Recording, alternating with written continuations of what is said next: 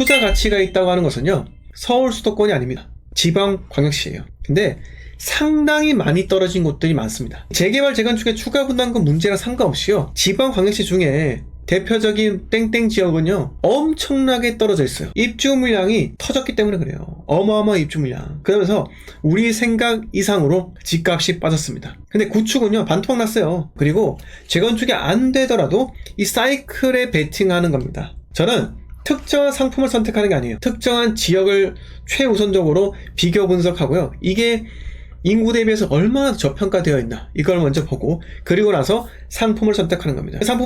상품도 신축, 준신축, 구축이 있고요, 분양권, 입주권이 있을 거 아니겠습니까? 여기서 제가 가진 투자금과 그 앞으로 계획상 어떻게 투자금을 배분할지, 23, 24 대구, 25 부산, 26, 27 대전과 청주에 진입하려면요 투자금을 분산시켜야 된다고요.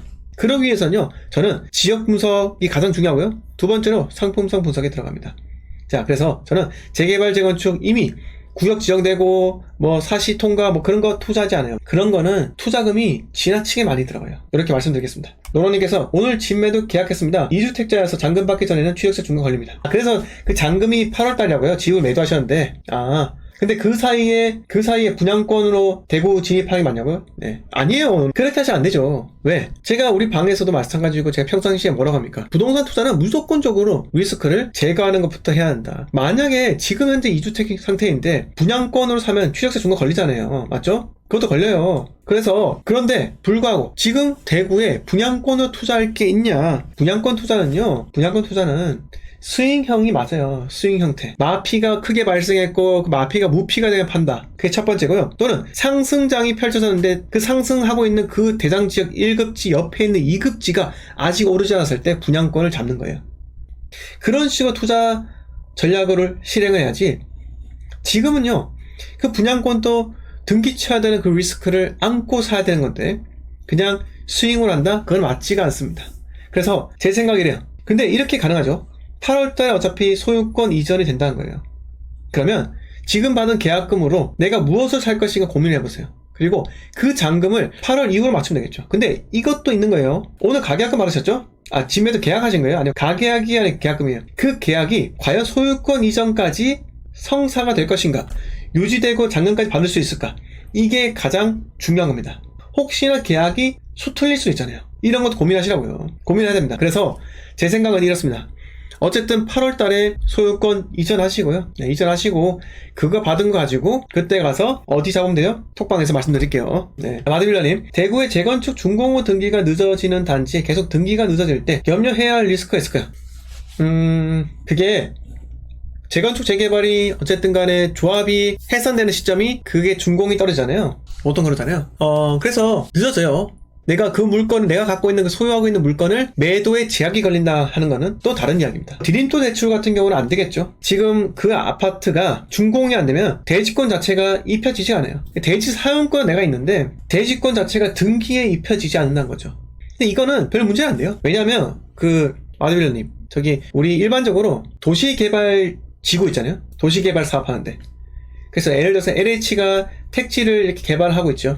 택지 개발하고 그 땅을 정돈을 한 다음에 토목공사하고 나서 건설사한테 팔잖아요. 건설사한테 파는데 그 택지 전체가, 택지 지구가 준공이 되어야지 그 아파트 건물에 등기가 입혀진다고요.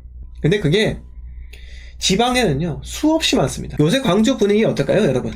광주에서 제일 대장 지역이 어디예요? 봉선 이동이 대장입니다. 광주의 봉선 이동을 보시면요, 대구의 수성구 범어 사동이 떠올라야 돼요. 범어 사동과 입지가 비슷하다고요. 자, 범어 사동과 비슷하죠? 맞죠? 산으로 이렇게 되어 있고요. 쏙 들어가 있습니다. 쏙 들어가 있어요. 그래서 여기에 학원이 엄청 많고요. 한번 여기 들어가면 나오기가 쉽지 않아요. 왜요? 자, 봉선 이동 보시면은 학원 보세요. 학원. 학교 쭉 있죠? 학교 쭉 있고 학교들 쭉 많죠? 그리고 학원가가 여기로 쭉 형성이 되어 있습니다. 네. 그러니까 한번 들어가면 초중고를 다 보내야 되기 때문에 결국은 정말 빠져나오기 쉽지 않습니다. 그러니까 정착률이 높다는 거죠. 그런데 지금 광주는 어떨까요? 광주에서 대장 아파트 어디입니까? 광주에서 대장 아파트는요, 바로 봉선동 제일 풍경지입니다. 풍경지. 세대수 적어요. 400세대. 근데 과거에 보세요. 10억 1500까지 올라갔다가요. 지금 좀 빠져가지고 8억 250.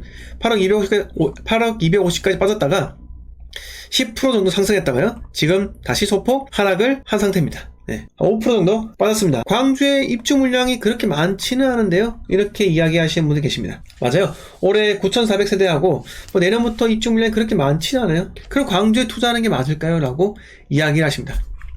자, 제가 말씀드리고 싶어요. 광주가 언제 많이 올랐어요? 광주는 2018년도 되어서 이렇게 거의 몇 개월 상승해요? 8개월 상승하죠.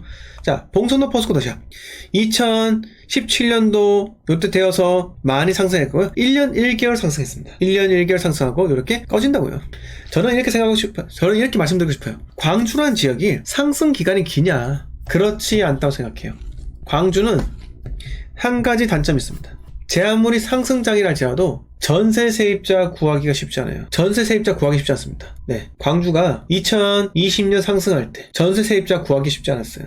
왜 그럴까요? 물론 이때 입주 물량이 많아서 그런 것도 있겠죠. 근데 지금 또 마찬가지입니다. 입주 물량이 적은 데로 불구하고 광주는 봉선 이동이나 전세 세입자 구하기가 쉽지는 않아요. 이렇게 살짝 반등이 있었지만요. 다시 4% 정도 하락을 했고요. 네, 3억 1차 같은 경우는 직거래가 워낙 많아가지고 이렇게 빠진 것처럼 보이는데 여기서 비교하면 한 7% 정도 상승을 했습니다. 자, 광주에 또 봉선동 말고 또 거주하기가 좋은 지역이 어딜까요? 바로 월드컵 경기장이 있는 어디요? 염주 더샵이 있는 화정동이에요. 화정동.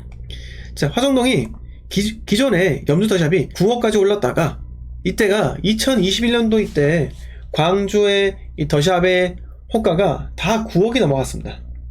9억이 넘어갔어요. 9억이 넘어가다 보니까 수요가 달라붙지 않는 거예요. 이거 보세요. 거래 없잖아요. 그리고 또 떨어졌다가 이거 아마 직거래일 가능성이 높고요. 자, 7억대, 7억 9,500 요렇게까지 지난번 특례보금자리 대출 시행이 되면서 일부 반등이 있었다가요. 다시 금액대가 빠지고 있습니다. 왜? 광주는 수요 자체가 약해요. 타 지역들이 다 상승하고 나서 광역시들이 전부 다 상승하고 나서 그때 돼서야 오르는 그런 특이한 현상을 갖고 있다고요. 자, 2016년 4월에 입주한 유니버셜 힐스테이트입니다. 자, 이때 2016년부터 2018년 8월까지 2년 4개월 동안 올라갔어요. 근데 생각해보세요. 이미 대구와 부산과 울산은 한번 오른 상태예요. 대구, 울산, 부산이 오른 다음에 광주가 올랐다고요. 그만큼 투자자에게는요, 광주라는 지역은 가장 먼저 눈길이 가는 지역은 아니라는 겁니다. 아니에요. 그렇습니다. 그리고 광주가 어떻게 돼요? 자, 2018년 10월달부터 쭉 하락장이 생기고요. 1년 10개월 동안 하락이 있습니다. 자, 요때부터 하면은 1년 6개월밖에 상승하지 못한 거예요. 고작 1년 6개월 상승하고 1년 10개월 동안 하락을 합니다. 이런 걸 봤을 때 대구와 부산과는 확실하게 다른 모습을 띠는 곳이 바로 광주입니다. 저는 여러분 항상 현지 수요도 높아야 되고요. 투자 수요도 높은 곳에 진입하는 게 맞아요. 상승도 상승 기간이 길어야지 내가 잘 빠져나올 수 있는 겁니다. 그래서 제가 오늘 광주에 대해서 이야기 드린 건요, 광주가 무조건 부정적으로 좋지 않다, 그건 아닙니다. 제가 드리고 싶은 말씀은 언젠가 타이밍이 오는데 지금은 아니다 라는 거예요. 이렇게 말씀을 드리면서